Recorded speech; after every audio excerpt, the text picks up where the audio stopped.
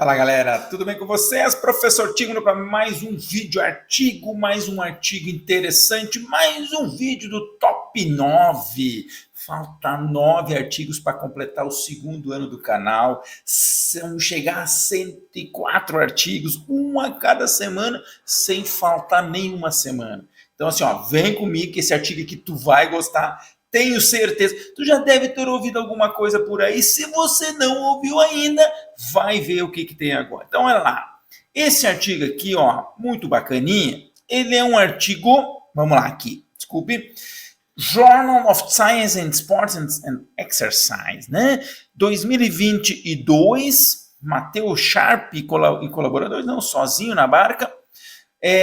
Treinamento com carga offset loading, é carga assimétrica, é você colocar mais peso de um lado e menos do outro. Será que essa instabilidade do exercício pode promover alguma diferença aí na força e na hipertrofia? Vamos dar uma olhada no que aconteceu. Bem, então a introdução do trabalho fala sobre, né, a possibilidade de nós fazermos exercícios unilaterais e bilaterais, né? Então é comum a gente ter esta possibilidade. Só que nós temos neste contexto, né, nosso lado dominante, onde a gente tem uma maior utilização, e o lado não dominante. E esse lado dominante, muitas vezes, ele aparece algumas assimetrias.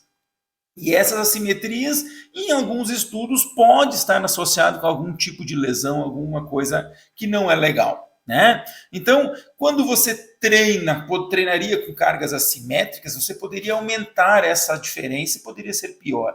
Então a pergunta é, isso é verdadeiro ou não é?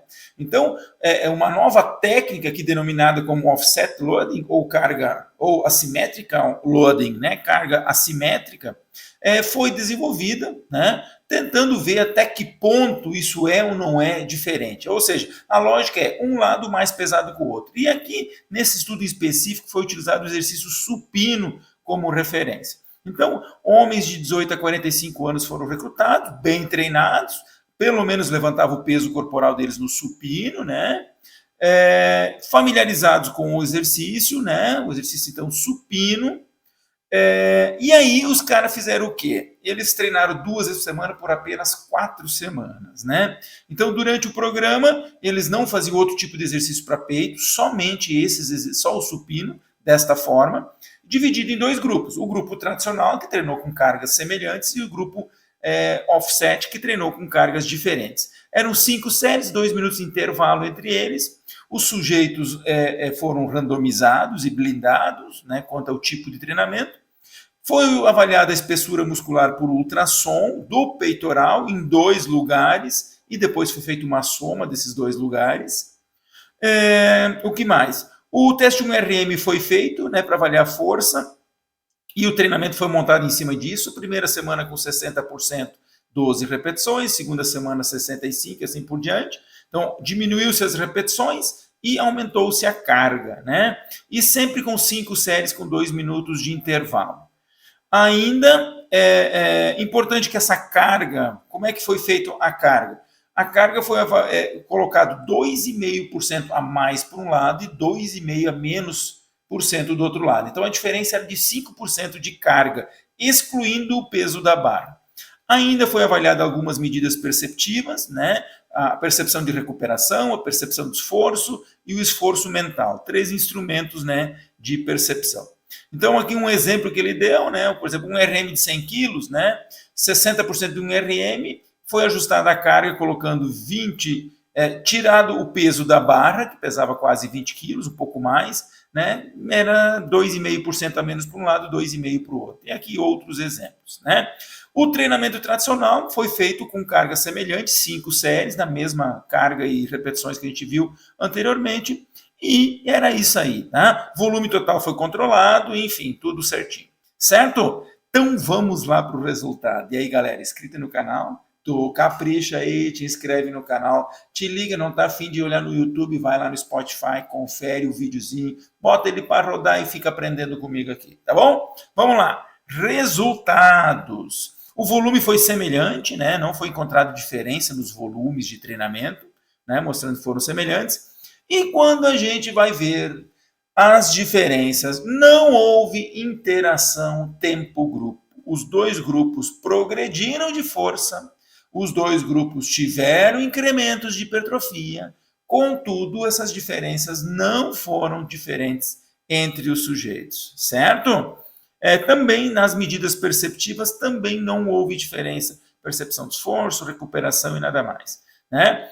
Quando os caras avaliam os aspectos do efeito de magnitude, eu acho que eu anotei aqui, quando eles colocam o efeito de magnitude, quando eles olham o percentual de incremento, eles encontram uma pequena tendência, uma pequena variação em prol desta carga diferenciada, né? Então, aqui ele coloca novamente a sua conclusão principal, que não foi encontrado diferenças na hipertrofia e na força, né?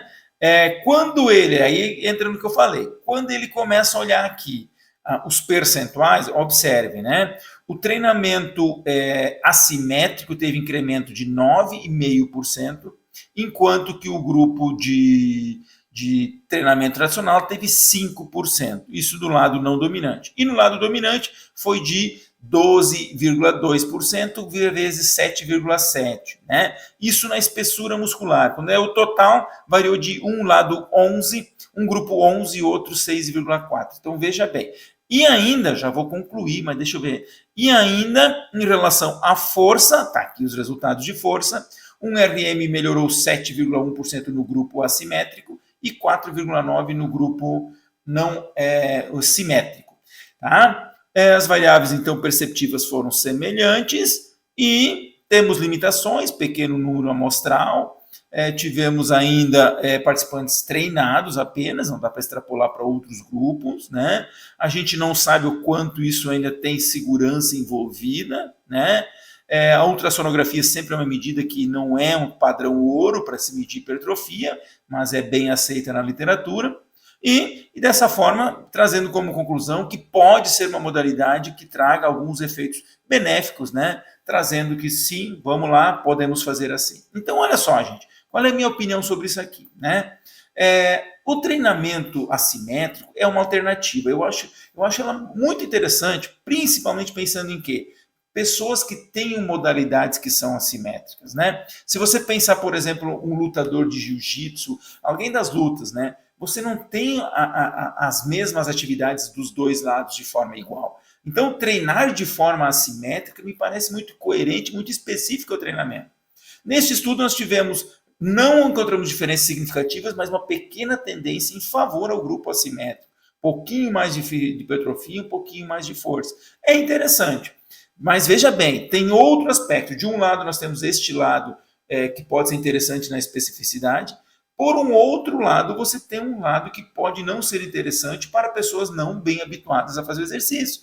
Estamos falando de supino, exercício clássico, mas poderíamos pensar em agachamento. Até que ponto a pessoa consegue se equilibrar e fazer de forma correta os exercícios, né? Oferecendo menos risco para a mesma. Então, isso é uma coisa que é importante. Tem que ser avaliado, tem que ser pensado e é muito provável que não seja aplicado a todos, mas estudos vão ter que vir para a gente ter uma ideia legal sobre o assunto. Tá certo? Valeu? Tá inscrito no canal? Espero que sim. Me acompanha, estou aí nas redes sociais. Forte abraço, gente. Valeu!